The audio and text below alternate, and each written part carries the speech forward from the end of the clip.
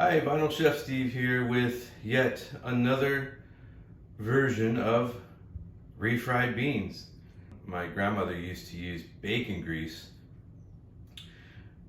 which really that's all that needs to be said. So far, the first couple of videos that I've made for refried beans have been using lard or manteca or pork lard. We do on occasion when we cook bacon, we always save the rendered grease that comes out of the bacon and keep it in the fridge until we get enough of the bacon grease, which usually is about a cup's worth, to refry some beans. We won't be using the entire cup, so for those of you who are, the cholesterol police out there, we won't be using all of it, but nonetheless, we don't eat like this every day. So if you're smart, once in a while you'll, indulge and enjoy life in a moderate way that won't kill you. Anyhow, today we're going to use two 29-ounce cans of, you know it, my wife likes to call it Boca del Vista from Seinfeld, if you remember that episode. But they are what you see there, the Sun Vista brand of pinto beans. They work great for these recipes. Half an onion, we're gonna chop that up, dice it, and we're going to saute that along with some fresh jalapenos. You can use a mixture of jalapenos, serrano, guarito, whatever your favorite chili is, but I'm just gonna use 2 jalapenos and 1 serrano because we're not trying to hurt anybody here. So I got a few nice little young jalapenos over here on my plant outside. We'll use these for the beans today. Yeah, these look good. That one and that one there. Those look nice, huh? We'll even throw in maybe a serrano. I got some serranos over here that are growing that look pretty good. That one looks good. We'll take that guy. So 3 chilies is probably good enough. Let's throw these guys in there, nice and fresh. It'll give it just enough spice and an amazing flavor profile. We're also gonna put some garlic powder in there and some Spanish paprika. All right, so we'll get started. I'll show you how it's done. Very simple and pretty fail-proof. And to start, we're just gonna start with 2 tablespoons, roughly, of the bacon fat go in for your onions. And then your onions just kind of diced, finely diced. This is, again, about 1/2 of a medium-sized white onion. You could use a brown onion if you'd like, just don't use a sweet onion. So we'll get them into the pan there. Stir them around. Get them all nice and coated with that oil.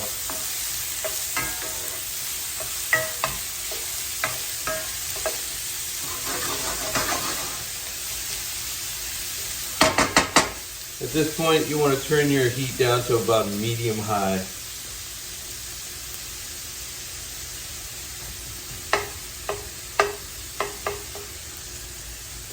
So once you get them nice and evenly coated with the bacon grease, just let them sit there for a few minutes. What we're trying to do is reach a browning stage where they're almost turning black, like a charred onion. That char gives the beans a really nice flavor. So as you can see, they're starting to brown a little bit on the bottom. So come in and give them a nice stir.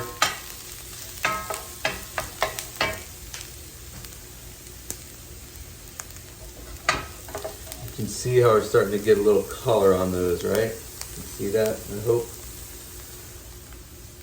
So we're going to go for even a little bit darker, just a tad bit darker. And then we're going to throw in our jalapenos.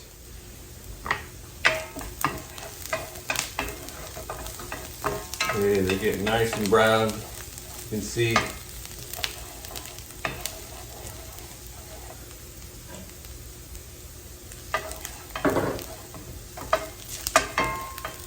So this is a good time to throw in the chilies. You can see the level of brownness we have, but we still have to cook the chilies down just a little bit, not too much. So here's our diced chilies, seeds and all.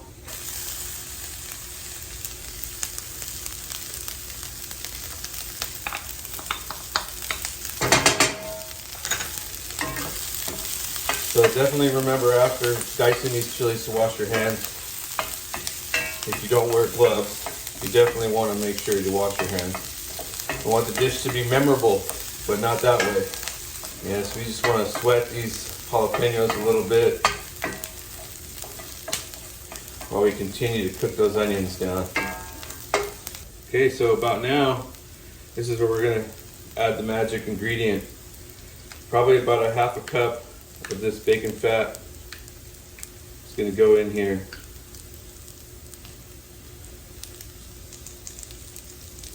I know that looks like a lot, but it's a lot of beans. So, and this, in most cases, eliminates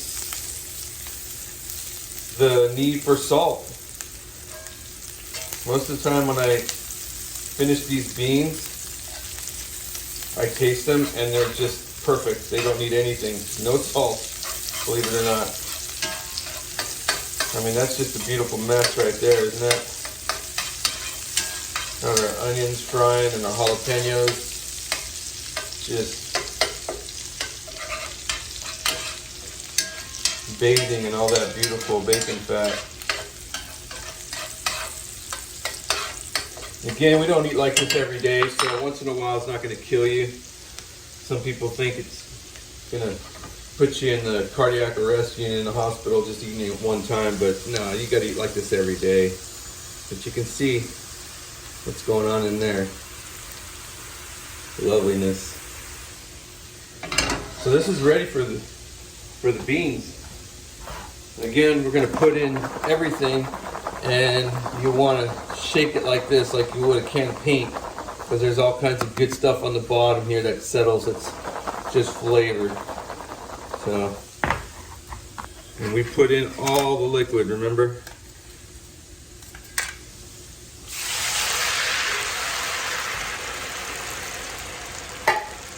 One and two. Get stirred around. Now what we're going to do is bring this up to a boil. So you can put your flame on high now. And we're going to boil away all this liquid that you see in here. And in the meantime, the beans will be tenderizing and become more creamy and soft. All the flavor from the bacon grease and the onions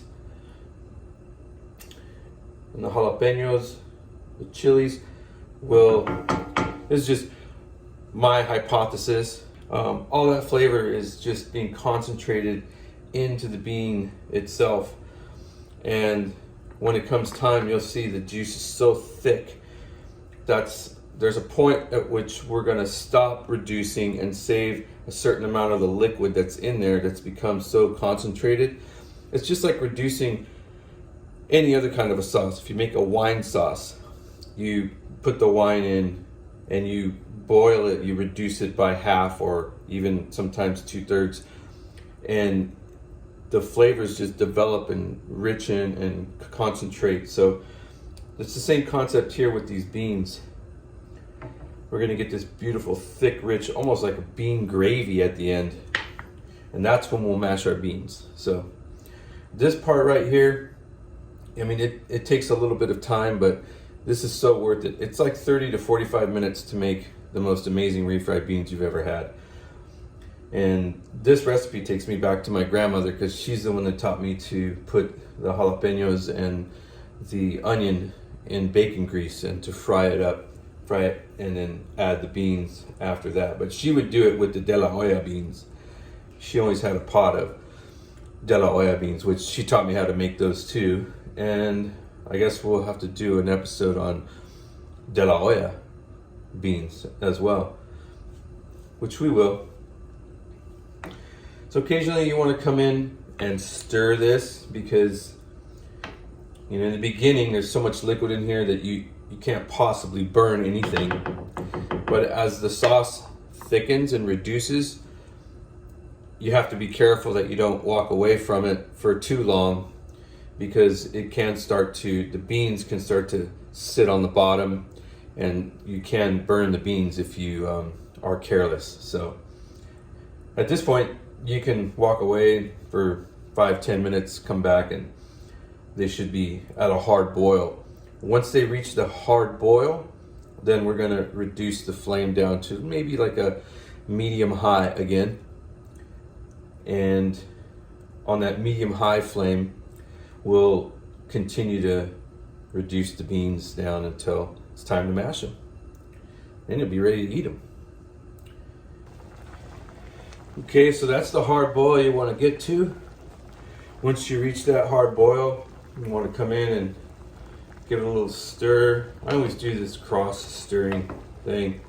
I go up and back and sideways, in from each side, all the way around the pan, just to get anything that's stuck to the sides in there. So once you get to this point, this is where you want to turn your heat down to medium, roughly medium to medium high, but medium should be okay. Ooh, the vapor from those chilies is coming off those beans and choking me out. It's my home chili plant, and those jalapenos are pretty spicy. The serranos are even spicier, but that's why I only used the amount that I did, because otherwise it would be uncomfortably hot. You get my drift. So you see, you got it down to a nice little reducing boil there. That's about medium heat, and we're just going to wait for that to reduce and thicken. I mean, you can see it's already, you can see the juice is already starting to thicken up. It was like, it's water when it comes out of the can, but now it's, kind of thickening up a little bit. But wait till the end, you'll see what I mean. It's literally like gravy. So remember, about every 5 minutes, you want to come in and just give it a nice little stir, make sure that it's not sticking to the bottom. So about this time, we want to go ahead and add in our garlic powder and our paprika. So this is 2 teaspoons of garlic powder and 1 teaspoon of paprika, Spanish paprika. I love paprika in the beans. It gives it a nice smoky flavor.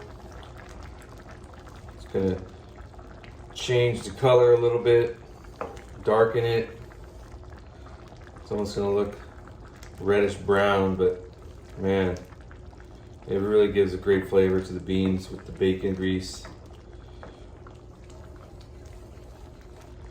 All right, so these are, I mean, you can stop and eat these right now the way they are if you wanted to, in a bowl, the tortilla, and it would be like just the best de la olla beans from a can. I wish you could smell it. Just the smells are intense. You can see it's starting to get even more thick. So we're almost there to the mashing stage. I'm gonna taste the broth right now. I always do that just to see, kind of, it's a good indication of the seasoning and if you're gonna need salt at the end. So let's see how these taste so far. Oh man, that is so good. It's actually, it's perfect, really. You may or may not want to add salt. It's just up to you, it's your preference. I always finish my refried beans. It's my little touch of a little pat of butter, you'll see in the end. And butter has salt in it, so that can actually kick up the salt level. This I can see being going either way. For people that like more salt, they can add some more salt. For people that don't like as much salt, it's perfect.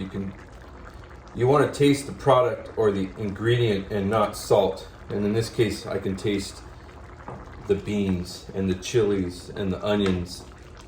Salt is meant to enhance the flavor of the ingredients you're using, not be the star of the show. You always go in, and anytime you have a pan and you're reducing something, you want to go around the edges and get that burnt stuff that is drying up on the side and charring, and get it down into your dish, whatever it is you're cooking, because that flavor that concentrates on the side of the pan is heaven. Man, this spoon has lasted forever. This is a really nice spoon. It was brought back from Africa from my sister-in-law, Cindy. Thanks, Cindy. It's getting a lot of use. I use it pretty much with every dish I make. Alright, so it's been about 25 minutes of reducing and boiling down the beans, getting that broth to thicken up. You can see it's like almost out of there. But you can also see how thick it's getting. It's hard to even get broth without picking up any beans now. But you can see it's like super thick, like a gravy almost. See that? But we're gonna finish them out. We're gonna take out a little bit more liquid. At this point, it's up to you how runny or how thick and dry you like your refried beans. I tend to like mine right in the middle. I don't like dried out refried beans at all. I'd rather have them a little bit on the watery side or runny side than dried out.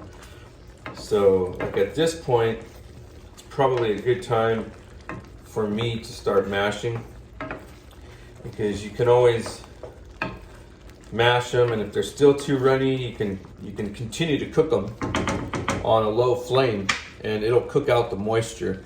You just have to come back and you just have to sit there and stir it like every 5 minutes so it doesn't burn on the bottom.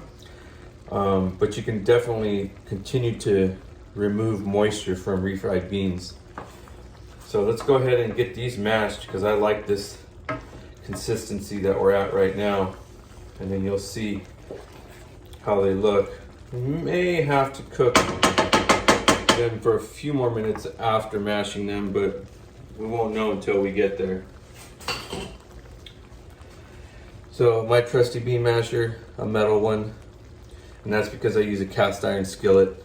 I definitely wouldn't use this on a non-stick surface or a Teflon pan, but if you use an aluminum or an all-clad or a cast iron skillet, this is your best bet. And I like a finer bean mash too, so I like the one with the holes in it versus the squiggly lines, because to me the beans only seem to evade getting mashed with that. At this point, we're going to go ahead and turn our flame down to a low heat while we mash the beans. At this point, you're mashing the jalapenos and the flavor and the heat and spice from them into the beans as well. So they're going to be spicier than they were when I tasted the broth, and they were already kind of spicy. But you can use as much chili or as little chili as you like, or no chili. If you don't like chili, you don't have to use chili, but you have the basic recipe for how to make these beans, and you can add or take away anything from them if you like. You can throw cheese in them when you're done. You can put more garlic powder if you like, less garlic powder. But this is kind of a neutral, pretty neutral recipe.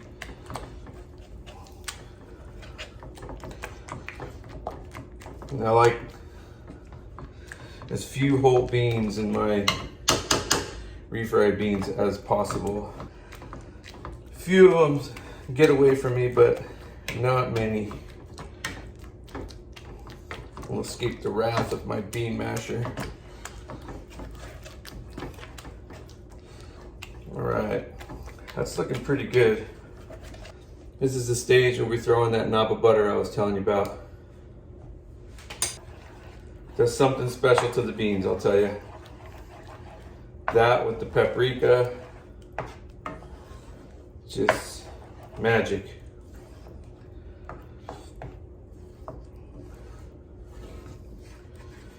Yeah, so we're about there.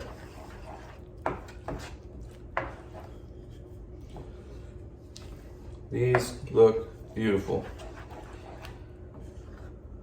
So I really do hope you try this. It's been about 30 minutes. It takes about 30 minutes to cook out all the liquid.